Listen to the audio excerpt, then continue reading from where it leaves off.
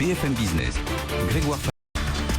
15h, merci d'être avec nous sur BFM Business. On démarre ou on poursuit ensemble la séquence de marché de ce début d'année 2017 avec une semaine particulièrement importante qui débute. On va en parler avec Jean-François Bay, directeur général de Morningstar, qui est avec nous en studio. Bonjour Jean-François. Oui, bonjour Grégoire. Vous nous accompagnez pour cette première demi-heure. Oui, semaine importante parce qu'il y a de grands rendez-vous politiques. Demain, le discours de Theresa May qui doit donner quelques détails sur la manière dont le Brexit va se dérouler cette année. Ce qui est d'ailleurs assez incroyable, c'est que le bureau du Premier ministre britannique, le 10 Downing Street, refuse jusqu'à présent de donner l'heure du discours de Theresa May qui aura lieu demain. En tout cas, le marché repart sur l'idée d'un Brexit dur. On voit la chute de la livre sterling. On pourra commenter ça dans un moment. Et puis le grand rendez-vous, évidemment, vendredi aux États-Unis avec le discours d'investiture de Donald Trump. Donald Trump et les Européens, d'ailleurs, qui continuent de s'affronter à travers des médias interposés sur les questions de protectionnisme, sur la question de l'OTAN, sur la question de l'unité justement des Européens, et Angela Merkel qui déclare cet après-midi que les Européens, les 27 États membres de l'Union européenne, ont leur destin en main face notamment aux velléités protectionnistes de Donald Trump. On l'a vu encore, dernier exemple en date, sur le secteur automobile avec une pression particulière qui a été mise sur les constructeurs allemands et notamment sur BMW. Voilà le résumé, on va dire, l'état des lieux des marchés en ce début des titres. Ici, du CAC avec une hausse de 12% actuellement, et puis Luxottica coté à Milan progresse d'un peu plus de 8%. Comment vous regardez l'annonce de cette opération, Jean-François, les questions qui sont posées, la refondation aussi de l'actionnariat? Il faut rappeler, Luxottica, c'est un empire donc qui produit des montures pour des marques comme Oakley, comme Ray-Ban, qui sont des marques détenues en propre, et puis il y a la fabrication pour d'autres marques type Prada ou Versace. La composition de l'actionnariat, je le disais, Luxottica, c'est un empire qui a été fondé par Leonardo Del Vecchio, qui deviendra actionnaire de référence, alors pas majoritaire, mais de référence. Il aura entre 30-40% du nouvel ensemble. Le siège sera toutefois maintenu en France. On aura deux postes de patron, donc Leonardo Del Vecchio et puis Hubert Sagnières côté Essilor, dont on nous dit qu'ils auront les mêmes prérogatives. Toujours compliqué cette idée de fusion entre égaux ou de partager des postes. Est-ce que des difficultés sont à venir dans l'exécution d'une telle opération, selon vous, Jean-François ? Alors déjà, on nous présente ça comme une fusion entre égaux. Effectivement, si on regarde les structures, c'est de taille similaire. 23 milliards de capitalisation boursière, de l'ordre de 9 milliards de revenus, un petit peu plus gros pour Luxottica, un petit peu plus rentable pour Essilor.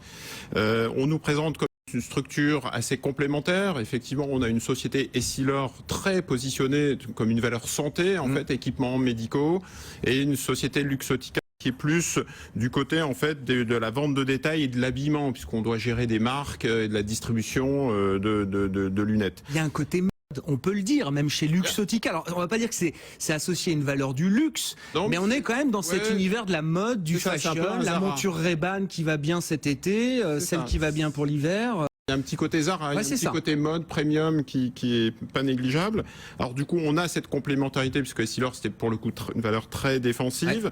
Pour nous, on avait un petit coup de cœur pour Essilor puisqu'on a ce qu'on appelle l'économique mode, donc la barrière à l'entrée, qui donnait en fait un avantage à Essilor, une barrière à l'entrée très élevée, avec beaucoup de R&D, une société justement en santé, 25% en fait du marché mondial des verres.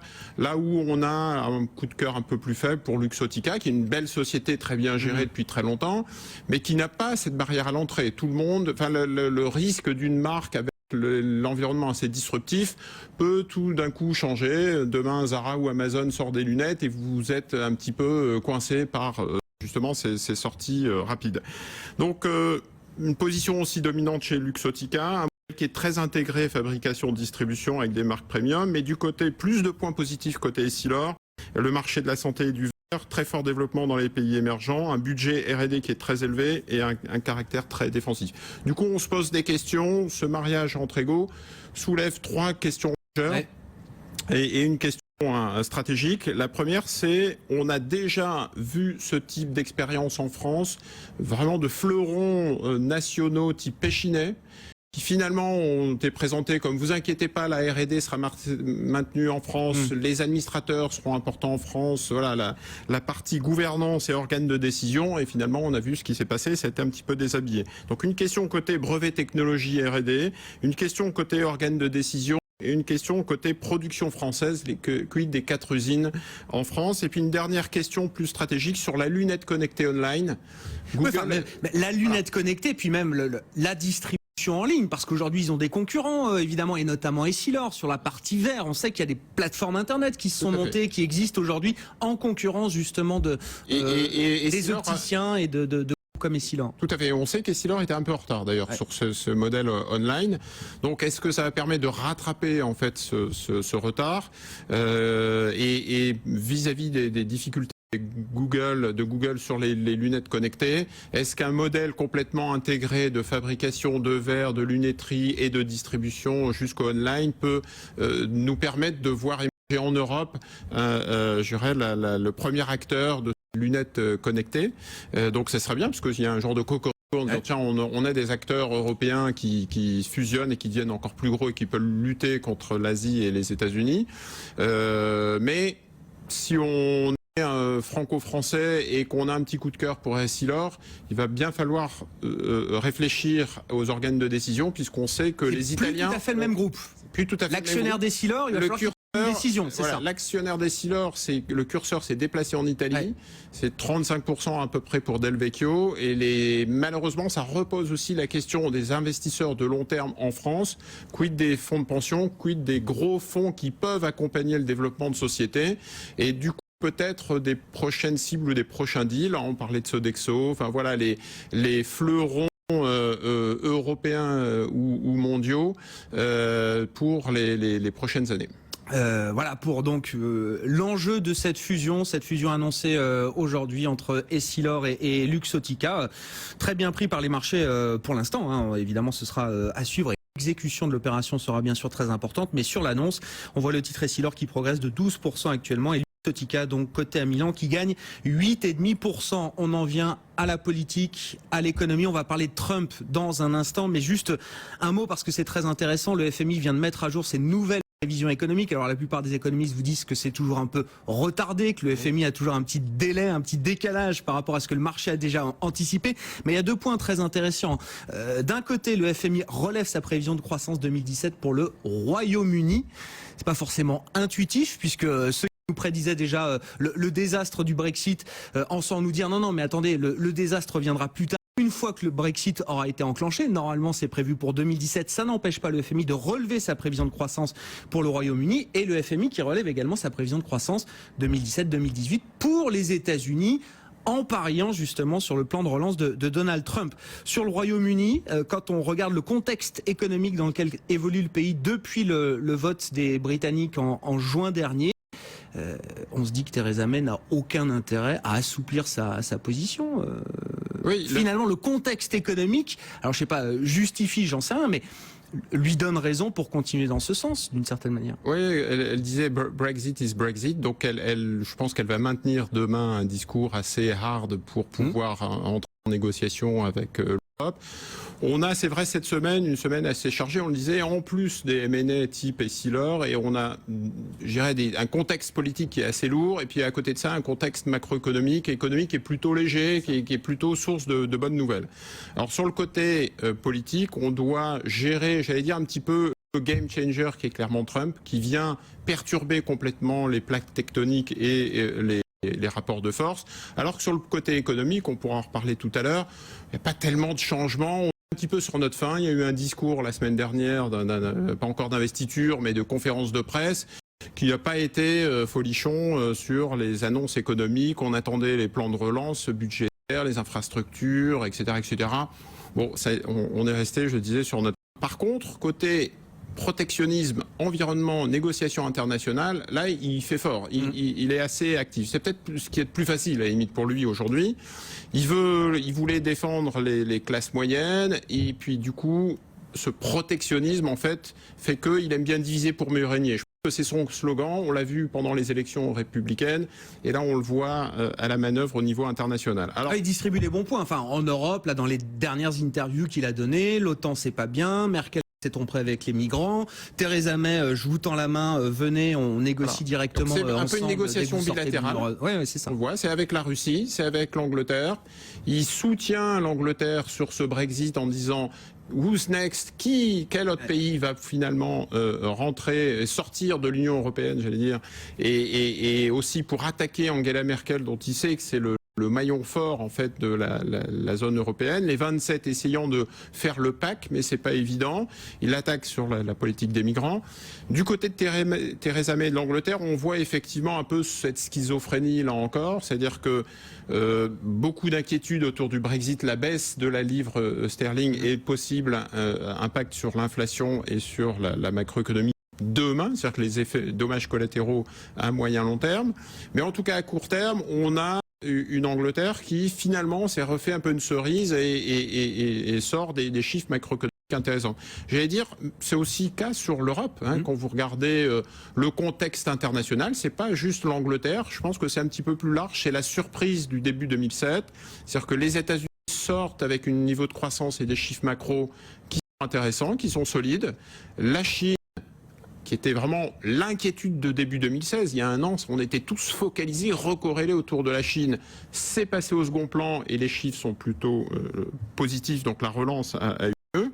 Et puis la zone euro, on est surpris. C'est-à-dire que les derniers chiffres en Q4, et on va avoir beaucoup de chiffres cette semaine sur la conjoncture en zone euro, c'est plutôt positif, plus 0,4% sur le dernier trimestre de 2016. Tenez-vous bien, c'est la consommation privée qui est la locomotive et qui est en phase d'accélération. Une production aussi industrielle, manufacturière qui a plus 0,6%. L'Allemagne qui frôle les 2% de croissance en 2016 et aussi la France qui est pas loin derrière et qui au Q4 fait une très bonne période. Donc on a un contexte international qui est plutôt porteur. La politique de relance en Chine, au Japon, les pays émergents, la Russie, le Brésil, qui sont aussi sortis de cette méga crise de 2015, fin 2015. Les États-Unis qui sortent aussi des chiffres de croissance très solides, plein emploi. Donc finalement, du côté économique, on est plutôt rassuré. Donc c'est important d'avoir ces éléments-là. Il y a dans la balance les questions et les incertitudes politiques, et puis quand on remet ça dans le contexte économique, et c'est ce que confirme cet après-midi le FMI, au minimum, on maintient la trajectoire croissance qu'on a prévue pour 2017 pour l'ensemble de l'économie mondiale, et puis marginalement, sur un dossier spécifique, notamment le Royaume-Uni, on se permet même, selon le FMI en tout cas, de viser un peu plus que ce qu'on avait C'était la leçon de 2016 en fait. C'est-à-dire que l'aspect politique crée des inquiétudes, cristallise des inquiétudes à un moment donné, et puis le lendemain c'est un peu oublié, on revient aux fondamentaux économiques. La leçon de 2016 c'était de rester investi et de pas trop essayer de timer le marché autour de ces scénarios politiques. Je rappelle, dans les prévisions du FMI qui viennent d'être mises à jour cet après-midi, il y a quelques minutes à peine, peut-être la plus grande surprise, ou en tout cas ça participe du mea culpa qu'a fait le Fonds monétaire international sur l'impact du Brexit. C'est une des grandes institutions qui reconnaît s'être trompée, en tout cas avoir visé un scénario trop dévastateur, trop immédiat en tout cas sur le Brexit. Le FMI, je le rappelle, relève sa prévision de croissance 2017 cette année pour le Royaume-Uni, et de manière assez significative, puisque la prévision de croissance est relevée de 0,4 points à 1,5% de croissance anticipée au Royaume-Uni cette année par le Fonds monétaire international. Yannick Lopez est avec nous justement par téléphone, responsable de la gestion de taux chez Ofita sur le scénario Brexit, avec cet article 50 qui doit toujours normalement être activé d'ici fin mars. Avec 100 votes du Parlement, effectivement, il y a encore une décision de justice qui est attendue à la fin du mois au Royaume-Uni. Pour trancher cette question, juste un dernier point, on a parlé du Royaume-Uni, donc ce sera le rendez-vous demain, et puis Donald Trump évidemment vendredi. Je reprends les prévisions du FMI qui ont été ajustées cet après-midi. Jean-François, le FMI compte sur Donald Trump pour soutenir la croissance mondiale, mais avant tout la croissance américaine. Des prévisions qui sont relevées là pour les États-Unis, une croissance attendue de 2,3% cette année aux États-Unis et de 2,5% en 2018. C'est le thème du marché en ce moment. Enfin, voilà, ouais, on va chercher plus loin que ça. Quand on regarde la manière dont le marché progresse ces dernières semaines, ces derniers mois, c'est exactement ce qu'on est en train de jouer. Oui, c'est ça. Donc, il faut faire attention à l'effet politique et au bruit politique, mais deux, il y a quand même une conjoncture plus porteuse pour les États-Unis et l'Europe en particulier qui a notre faveur en début d'année, qui est peut-être plus dangereuse pour la Chine, mais on pourra en reparler dans quelques mois. C'est-à-dire que le grand perdant, ça risque d'être un petit peu la Chine, parce que dans ce concert de protectionnisme, ceux qui avaient vraiment profité de la mondialisation ces dernières années, c'était la Chine. Ils ont un petit peu du soutien à se faire. On a vu que les exportations en 2016 avaient baissé de près de 8% et les importations de 5%, ce qui fait un excédent commercial qui a tendance à baisser, c'est unique depuis 6 ans et ça va pas s'arranger, et donc on voit que l'élément un petit peu dangereux, le risque systémique qu'il faut avoir en tête, c'est peut-être pas les États-Unis ni l'Europe, mais c'est peut-être du côté chinois. En attendant, on revient sur l'Europe. L'Europe qui est... On a eu raison en fait de jouer sur ces 3 convictions. Plutôt rester investi sur les actions, puisque c'est la leçon de 2016 qu'il faut rester investi, pas trop timé. Deuxièmement, éviter les taux, parce qu'on est dans une politique protectionniste de reflation et de relance budgétaire qui est plutôt défavorable au taux. Troisièmement, les banques et les cycliques. Ça reste de mise. Mais on pose la question tous les jours, toutes les semaines, parce que ça fait quelques semaines, quelques mois maintenant justement que ces secteurs-là dont vous parlez ont le plus rebondi. Ça fait 2-3 mois que le run est extraordinaire. Vous avez vu l'avancée des banques et des cycliques, sans volatilité vraiment sur les marchés. Vous reprenez le FTSE en Angleterre ou les marchés américains ou le CAC 40, vous avez un run incroyable, un rallye, un Santa Claus rally ou un Trump rally qui était extraordinaire. Des valeurs comme Société Générale, Crédit Agricole, BNP ou AXA en tête, donc les financières qui ont fait jusqu'à plus 41% sur les 3 derniers mois, c'est pas anormal qu'en ce moment il y ait quelques prises de bénéfices et que ça corrige à court terme. Mais globalement, c'est plutôt favorable aux actions, plutôt favorable selon nous aux actions européennes et l'ensemble de ces secteurs qui sont plutôt en reflation. Alors, globalement, on ne va pas être monomaniaque non plus que sur les banques, puisqu'on voit il y a des valeurs de croissance comme Essilor qui sont aussi rachetées. Et donc, voilà, globalement, c'est un environnement qui reste selon nous favorable. Ce sera peut-être sell in May and go away, c'est-à-dire, j'allais dire jusqu'au mois de mai, pour caricaturer, ça restera favorable. Merci beaucoup, merci à vous deux, Jean-François Bec, accompagné en studio pour cette première demi-heure, directeur général de Morningstar, et Yannick Lopez qui était avec nous par téléphone, responsable de la gestion de taux chez Ophi Asset Management. Pas d'ouverture à Wall Street, vous le savez sans doute.